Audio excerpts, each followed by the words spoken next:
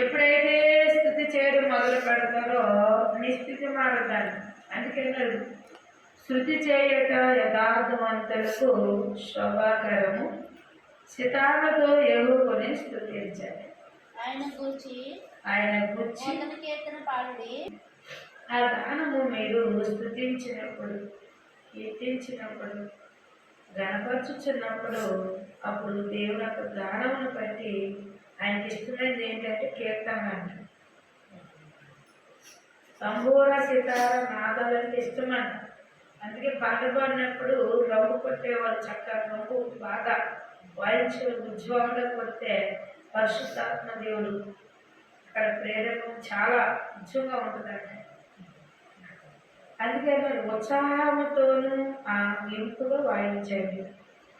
యెహోవాకు యథార్థమైంది. ఆయన స్తుతించడం వల్ల ఏంటో మనం చూస్తే ప్రియులారా, మరి వాక్యం సెలవిస్తుంది, ఆయనలో మనం ఉండాలి, ఆయన మనతో ఉండాలి. ఆయన మనతో ఉంటే, ఆయన మనకు ఉన్నప్పుడు ఎప్పుడు వాగ్దానాల్లో మనం నడుస్తూ ఉండగా, స్తుతిస్తూ ఉండగా, కనపరుస్తూ ఉండగా, మరి శ్రమలు, ఆ ఇక్కట్లు, ఆ ఇబ్బందులు దేనికి దాడి తీస్తాయి అంటే మళ్ళా నింపుగా నిలబడటానికి, ఘనమైన చెట్టుగా నిలబడటానికి. అలాంటిని బట్టి మనం ఏం చేయాలంటే స్తుతించాలి, కనపరచాలి, కీర్తించాలి. అందుకే ఇక్కడ అంటున్నాడు, ఆయన నీతి న్యాయమును ప్రేమించేవాడు. లోకము యెహోవా చేత, యెహోవా కృప చేత నిన్నున్నది. ఆయన మాట వల్లే.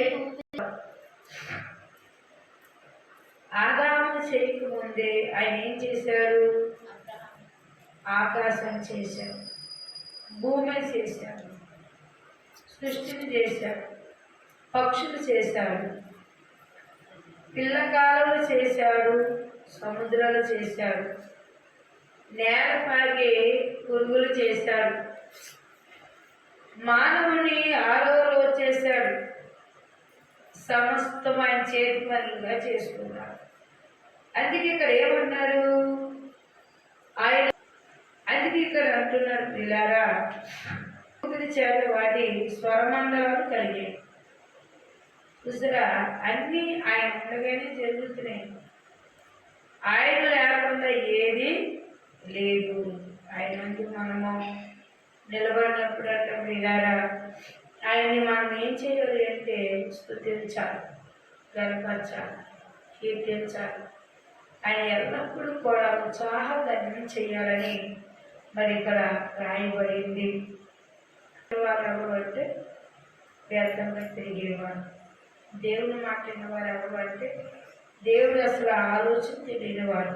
అందుకే ఇక్కడ అంటున్నారు చూడండి, సామెత గ్రంథము సంతోషపరచు, బుద్ధి లేని కుమారుడు తన తల్లికి దుఃఖము కలగచేయు. జ్ఞానం లేని వాడంటే ఆకాశం చేసుకున్నాడు, భూమిని చేసుకున్నాడు, యెహోవా సృష్టి చేసుకున్నాడు, సమస్త జలరాశులు చేశాడు, సముద్రాలు చేశాడు. ఆయన నోటు మాటతో సమస్తం చేసిన దేవుడు 6వ రోజు నరుని చేసుకుంటే ఆ నరుడు ఆయనకు లోపడడం ఆయనకు దుఃఖం అంటారు.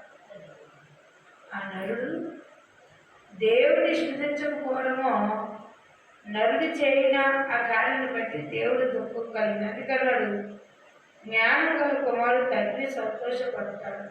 నిజమే, ఏ అలవాట్లు లేనివాడు తల్లి తండ్రిని బాగా చూసుకుంటాడు. వ్యసనకుడు ఏం చెప్తాడు? తల్లిని చూడు, తండ్రిని చూడు, భార్యని చూడు, బిడ్డని చూడు. అతడు ఎవరికి ఇంపోయినోడు కాదు, అందరికీ దుఃఖమే. అందుకే ఇక్కడ జ్ఞానం గల కుమారుడు తండ్రి సంతోషపరచను చెప్తాడు. అంటారు, ఇప్పుడు దాకా మీరు చేశారు కదా, ఇక్కడ నేను పోషిస్తానండి అంటాడు. అప్పుడు భారం ఎంతో దిగినట్లు అనిపించుద్దట. ఎవరికి? తండ్రికి కానీ తల్లికి కానీ. పిల్లలు చూసి సంతోషిస్తూ ఉంటారు. అందుకే బుద్ధిహీన కుమారుడు తల్లిని దుఃఖపరుస్తారు. ఏ పిల్లలు, నా పిల్లలు సరే అంటూ ఉంటారు. అబ్బా నా పిల్లలు అమ్మ చెప్పిన మాట ఏంటో, నేను చెప్తేనే ఏంటో, నాకే దుఃఖకరం అంటారు. అంటే ఇప్పుడు ఇలా తల్లిదండ్రులకి ఎలా అనిపిస్తుంది అంటే, ఆ బిడ్డలు చూస్తున్నప్పుడు వాడికి దుఃఖంగా అనిపిస్తుంది, బాధగా అనిపిస్తుంది. ప్రేమ ఉంటే సుఖమేమి, ఆ బిడ్డలకు కూడా ప్రేమ ఉండాలి కదా. ఆ ప్రేమ లేనప్పుడు తల్లిదండ్రుల బిడ్డలు చూసి దుఃఖపడతా ఉంటారు. అందుకే భక్తిహీనులు ధనులు, వారు లాభకరం కాదు. ఏమన్నాడు? భక్తిహీనులు కాదు. ఎంత ధనం ఉంటే సుఖమేంటి, బుద్ధి గల పిల్లలు లేకపోతే ఎన్ని కోట్లు. భక్తిహీనులు ధనం వారికి లాభకరం కాదు. ఏదైనా ఒక ఎంత డబ్బు ఉంటే సుఖమేంటి, శరీరానికి చెప్తే ధనంతో కంటే ఎక్కువగా తన క్రియలను బట్టి, యథార్థను బట్టి, దేవుడికి ఇష్టమైన ఉన్నప్పుడు దేవుడు తగ్గట్టు ఉంటాడంట. ఎలాంటి వచ్చినా అవంతాలు వచ్చినా ఆయన తప్పించేస్తా ఉంటాడండి. ఆయన మీద ఆధారం, ఆయనే చూసుకుంటాడు. ఆయన చేయగలవాడు కాబట్టి, ఆయన చేయలేని వాడు కాదు. ఆయన ఎలాంటిదైనా సరే అయినా ఇట్టి పక్కకి కాదు. అందుకే కదా నీతి మరణం నుండి రక్షించు. ప్రార్థన బలము, శక్తి అనుభవిస్తుంది. అదే ప్రార్థన నడిపింపు, తెలివి కాగజాలి. అదే ప్రార్థన తెలివి రీతిగా ఉన్న కూడా పిల్లల ఆయన మర్మాల నుంచి మనను బయలుపరుస్తుంది.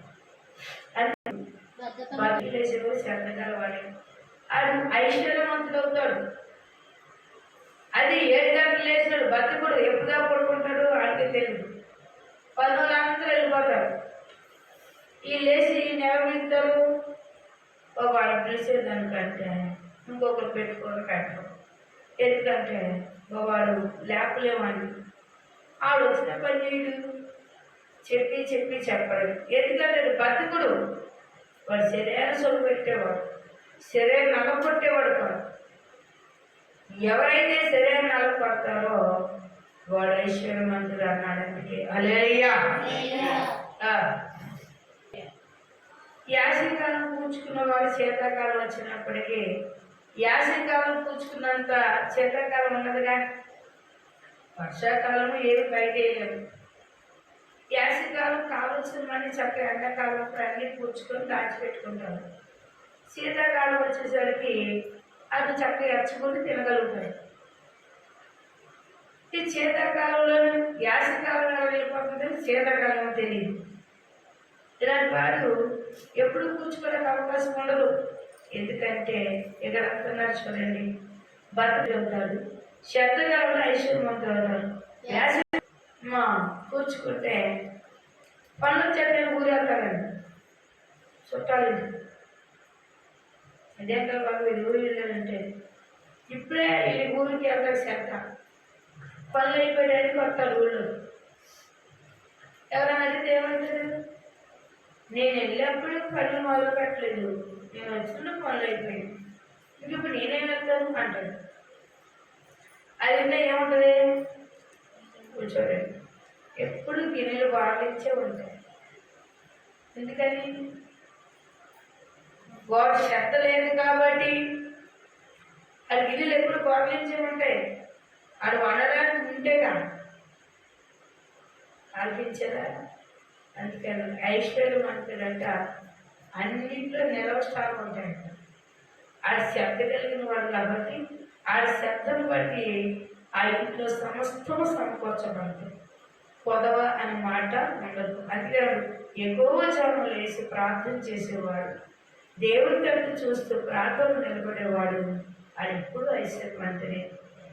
అందుకే కోతకాలం ఊరు వెళ్ళిపోయాడు ఎవరు అంటే ప్రార్థన చేయనోడు. ఆదివారానికి వస్తే ఎక్కువ, మళ్ళీ ఆదివారానికి వస్తాడు. గుర్తొస్తుంది మందిరానికి వెళ్ళాలి.